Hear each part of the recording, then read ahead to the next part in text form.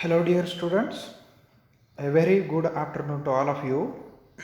In previous lecture, we have studied about what are macro elements or macronutrients, what are micro elements. So, I have introduced all of you with these concepts what are macronutrients or macro elements required by the plants and micronutrients which are required by the plants. Today we are going in details in details of next topic from the same chapter that is macronutrients. So we will deal today with the top macronutrients. So today we are going to discuss a very important topic from our syllabus. तो एक बात ध्यान में रखनी है कि हमेशा question आने वाले हैं यहाँ से मिनरल डेफिशिएंसी सिम्टम्स। एक तो आपको पूछेंगे डेफिशिएंसी सिम्टम्स या फिर पूछेंगे उसके रोल्स। तो कोई भी यहाँ पे जो लिस्टेड एलिमेंट है मैक्रो हो या मैक्रो एलिमेंट हो या फिर माइक्रो एलिमेंट हो तो उसका आपको रोल पूछेंगे या फिर एग्जाम में उसका डेफिशिएंसी सिम्टम पूछ सकते हैं। तो आज से हम चालू करने जा रहे हैं mineral deficiency symptoms and roles of macro elements. पहले तो हम मैक्रो एलिमेंट्स को देख लेंगे, उसके बाद में हम माइक्रो एलिमेंट्स की तरफ बढ़ेंगे। So let us begin with the mineral deficiency symptoms and roles of macro elements. So we will go one by one. So first is nitrogen. So in our list there are actually 5 macro elements are given: NPK, CAMG, that is nitrogen, phosphorus, potassium, calcium and magnesium. No question is coming outside this, only NPK, Ca and Mg. So these macro elements are only included in our syllabus, so think over these only. चलो ठीक। तो nitrogen के बारे में हम लोग पढ़ेंगे पहले तो। सो इसके पहले देखते हैं अवेलेबल फॉर्म्स कौन से हैं। So nitrogen is available for the plants in form of this NO2 minus. This is an anion जिसको नाइट्राइट भी कहते हैं, नाइट्राइट। NO3 माइनस ये भी एक एनायन है, NO3 माइनस। तो ये इसको नाइट्रेट आयन कहते हैं, नाइट्रेट है।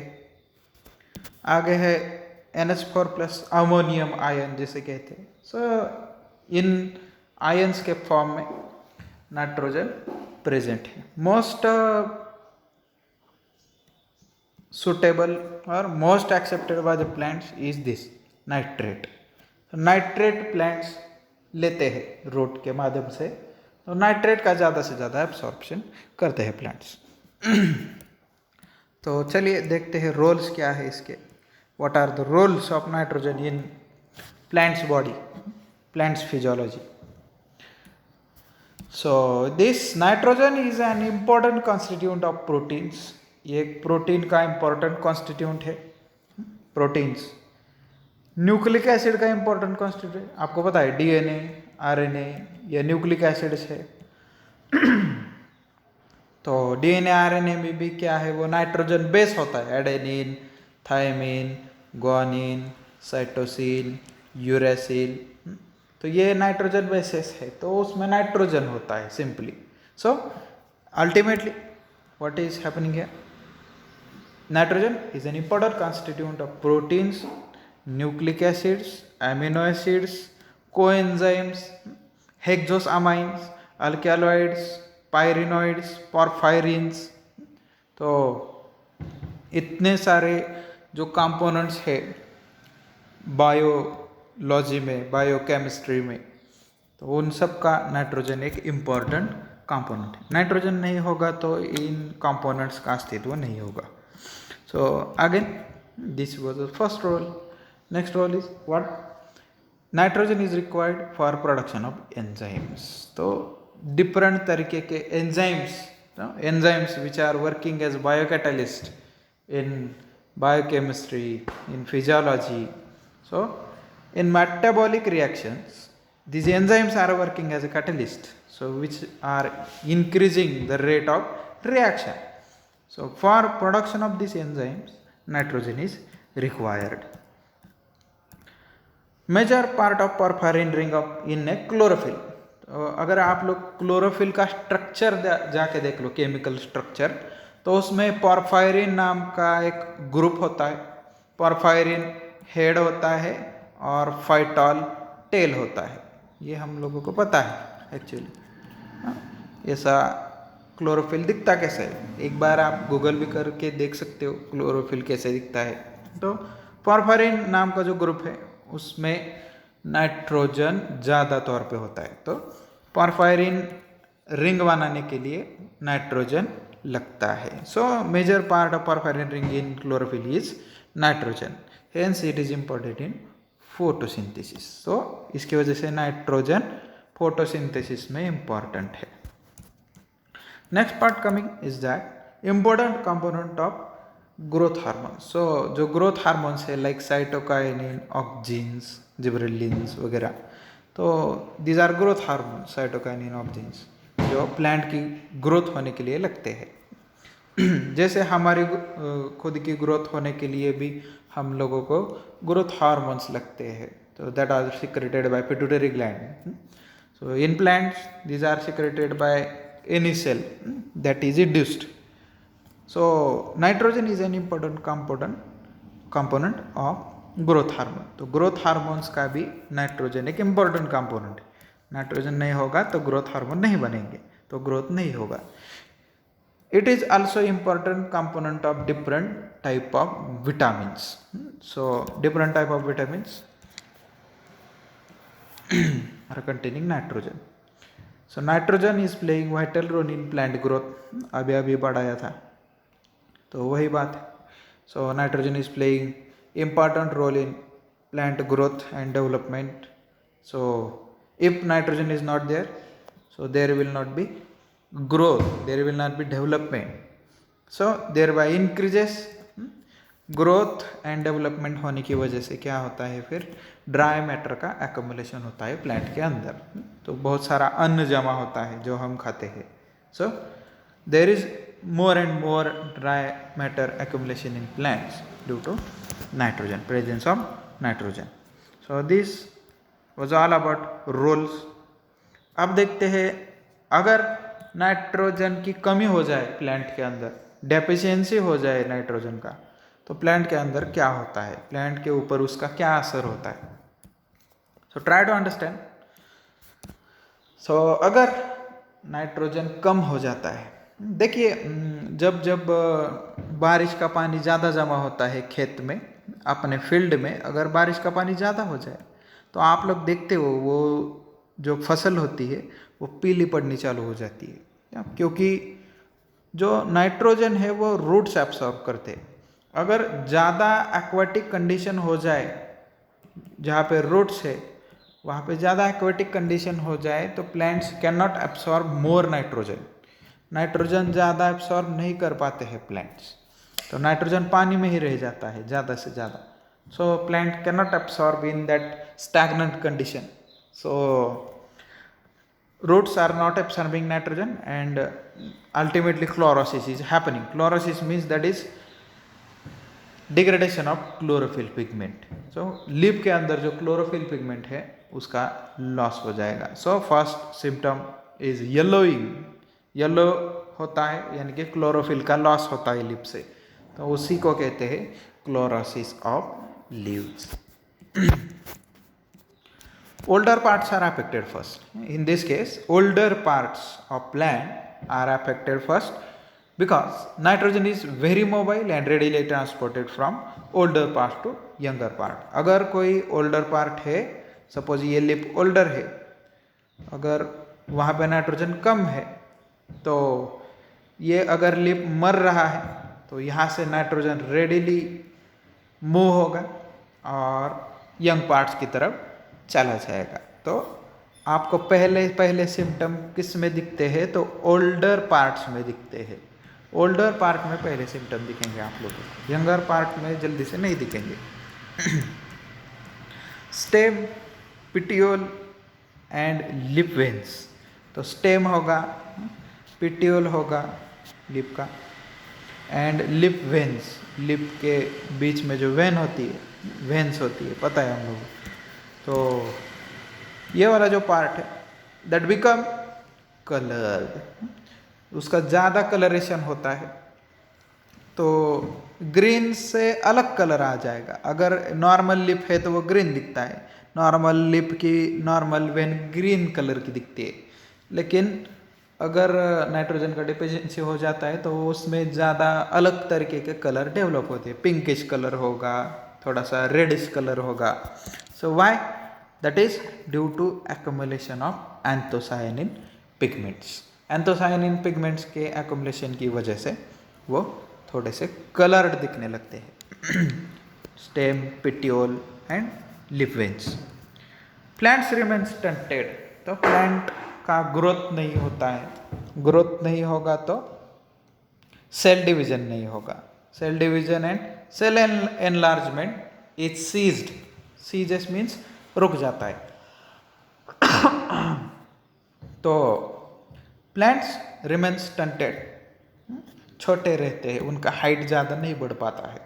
So plants remain stunted because of life processes like cell division and cell enlargement ceases. तो cell enlargement plus cell division दोनों भी बहुत स्लो रेट से चलते हैं, तो प्लांट का ग्रोथ ज़्यादा नहीं होता है। So plant become stunted. Dropping of older leaves. जो ओल्डर लीव्स होंगी उनका सेनेसेंस हो जाएगा, वो येलो कलर की हो जाएगी और फाइनली वो मर जाएगी। मर जाएगी मतलब वो फॉल होगा उनका, वो गिर जाएगी ज़मीन पे। और dropping of older leaves is also है symptom of this deficiency of nitrogen. It causes deficiency of nitrogen causes early maturity in many crops. तो क्रॉप अर्ली मैच्योर हो जाएंगे। सपोज एक क्रॉप का कोई 3 मंथ का पीरियड है, तो वो कुछ कुछ क्रॉप्स बीच में जो फील्ड के जो क्रॉप्स है, अगर उनको नाइट्रोजन का डेफिशिएंसी हुआ है तो वो 2 महीने में ही मैच्योर हो जाएंगे और 2 महीने में ही उनको फल आ जाएंगे। So that is also yield affecting. So yield is affected. तो आप कॉम्पेंसेट नहीं कर पाते हो yield को, तो ज़्यादा yield नहीं आती है, ज़्यादा उत्पादन नहीं होता है उसका, क्योंकि एक क्रॉप आज मैच्योर होता है, दूसरा क्रॉप फ्रॉम सेम फील्ड तो वो 15 दिन से मैच्योर हो जाता है। तो ये कोई अच्छा काम नहीं है, ये अच्छी बात नहीं है। So yield is significantly affected because of nitrogen deficiency is causing early maturity in many crops. So this was all about nitrogen role and deficiency symptoms. Now we are moving to the another element, that is phosphorus, is abbreviated as P. उसका letter P से designate करते हैं phosphorus को. It is available in the form of HPO4 minus minus, यानी कि आप ऐसा भी लिख सकते हो 2 माइनस एंड H2PO4 माइनस। तो ये फॉस्फेट के आयंस है, तो फॉस्फेट के आयंस में ये अवेलेबल होगा प्लांट को। सो रोल देखते हैं इसके क्या क्या है। So phosphorus is an important component of nucleic acids. Nucleic acid पता है हम लोगों को, DNA, RNA, deoxyribonucleic acid, ribonucleic acid. तो इसका जो न्यूक्लियोटाइड का चेन होता है वो फॉस्फेट से जुड़ा हुआ होता है। फॉस्फोडाइस्टर लिंकेजेस होती है इसमें, DNA में, RNA में, तो वहाँ पे फॉस्फेट बहुत इंपॉर्टेंट है। So it is important component of nucleic acids, nucleotides. ATP एक न्यूक्लियोटाइड है, वैसे ही बाकी के न्यूक्लियोटाइड्स होंगे। एडेनोसिन ट्राइफॉस्फेट एक न्यूक्लियोटाइड है, ATP जिसे कहते हो आप लोग, यहाँ पे आया भी है। सो phosphorus is an important component of nucleic acid, nucleotide, coenzymes, phytic acid, NADP, ATP, phospholipids and so on, बहुत सारी चीज़ें हैं उसमें फास्फोरस होता है। तो फास्फोरस ये वाइटल कंपोनेंट है, मैक्रो एलिमेंट है, ज़्यादा तौर पे पाए जाने वाले element. It is component of ATP। So ATP that is adenosine triphosphate, adenosine triphosphate. So it is used as an energy currency in our body in metabolic reactions. Wherever energy is required, that is fulfilled by ATP. So adenosine triphosphate ऐसा long form होता है। So phosphate आ गया। So here ultimately phosphorus is coming. So phosphorus is a component of ATP or energy currency. It is important in plasma membrane formation. Cell का जो membrane है, cell के ऊपर बीच में न्यूक्लियस होगा, उसके ऊपर और साइटोप्लाज्म होगा, और साइटोप्लाज्म को ढकने वाला कोई तो चीज़ है, डबल लेयर्ड मेम्ब्रेन होता है, लिपिड बाइलेयर होता है। सो वो होता है प्लाज्मा मेम्ब्रेन। ये प्लाज्मा मेम्ब्रेन कहते हैं इस, या फिर सेल मेम्ब्रेन भी कहते हैं। सो इस प्लाज्मा मेम्ब्रेन में लिपिड्स होते हैं and mostly these are phospholipids. Phosphate join होता है लिपिड्स को, उसमें फॉस्फेट होता है तो फॉस्फोलिपिड्स कहते हैं उसे। So the phosphorus is an important component in plasma membrane formation because phospholipids are involve there. So it is also important in plasma membrane formation. Next point is that through coenzymes like NAD, NADP, ATP, these are acting as coenzymes. So through these coenzymes, it plays important role in oxidation, reduction and energy transfer. तो ये oxidation भी करवाता है, reaction जो होती है oxidation वाली, reduction वाली, एनर्जी ट्रांसफर वाली, ये रिएक्शन करवाने में फास्फोरस मदद करता है इन लोगों के माध्यम से, ATP, NADP, NAD। तो ये मेटाबॉलिज्म में मदद करता है, सेल का जो मेटाबॉलिक रिएक्शंस है उसमें हेल्प करता है। It is also playing vital role in photosynthesis, respiration, fat metabolism, carbohydrate metabolism, protein metabolism, you can add so many things, metabolic things. It is also required in metabolism of secondary metabolites, formation of secondary metabolites like that alkaloids वगैरह वगैरह. So in all metabolic reaction this phosphate is required. It is important in root development. Root का development होने के लिए important है। Flower induction, flower नए से तैयार हो जाएगा प्लांट के ऊपर। फ्रूट एंड सीड फॉर्मेशन, तो इन सब चीज़ों में ये इम्पोर्टेंट है फास्फोरस। सो ये था रोल के बारे में। अभी देखेंगे डेफिशिएंसी सिम्टम्स फास्फेट के क्या है। फास्फेट की अगर कम मात्रा होती है सॉइल में या फिर प्लांट को कम मात्रा में मिलता है फास्फेट तो क्या होता है। लीव्स में turn dark to blue green in colour. एक तो डार्क ग्रीन तैयार हो जाएंगे लीव्स जो होगी वो डार्क ग्रीन हो जाएगी डार्क ग्रीन, या फिर इतनी डार्क ग्रीन हो जाएगी कि वो ब्लू ग्रीन दिखने लगेगी हम लोगों को। So leaves are turning to dark to blue green in colour, bluish green दिखती है। प्रीमैच्योर लीफ फॉल, अगर लीव्स 2 महीने के बाद गिरनी चाहिए तो वो 1 महीने के बाद ही गिर जाएगी। So there is premature leaf fall, जल्दी लीफ का फॉल हो जाता है। So that is also a deficiency symptom caused by phosphorus deficiency. Dead necrotic areas are developed on leaves and fruits. जो लीव्स एंड फ्रूट्स है वहाँ पे actually energy नहीं मिलती है, ATP के फॉर्म में एनर्जी नहीं मिलती है क्योंकि फास्फोरस नहीं होता है तो ATP ही नहीं बनता है, तो एनर्जी नहीं मिलती है। और जहाँ पे एनर्जी नहीं मिली है वहाँ से डेथ होना चालू हो जाता है सेल का। तो this dead necrotic areas are developed on the leaves and fruits. Leave की सेल्स होंगी, फ्रूट्स की सेल्स होंगी, तो वहाँ पे उसका लोकल डेथ हो जाएगा, उसको नेक्रोसिस कहते हैं। So necrotic areas are developed. Under severe deficiency, अगर ज़्यादा तौर पे फास्फोरस का डेफिशिएंसी हो गया, लीव्स टर्न पर्पल, पर्पल ज़्यादा ब्लू कलर आ जाएगा उसको, तो पर्पल कलर कहते हैं, जामुन की तरह। So leaves turn purple and stem में also turn into purple colour, stem का भी कलर पर्पल हो सकता है अगर ज़्यादा डेफिशिएंसी होता है फास्फोरस का। तो stunted growth causes because of mall nutrition, अगर फास्फोरस नहीं होगा तो एटीपी नहीं बनता है, यही बात है बार बार, एटीपी एनएडीपी वगैरह ये जो कोएंजाइम्स है, ये एनर्जी वाले प्रोडक्ट है, ये नहीं बनेंगे क्योंकि फास्फेट ही नहीं है हमारे पास, फास्फोरस का डेफिशिएंसी है, तो सक्सेसफुली एटीपी नहीं बनेगा। एटीपी नहीं बनेगा तो प्लांट को एनर्जी नहीं मिलेगी, एनर्जी नहीं मिलेगी तो ग्रोथ नहीं होगा।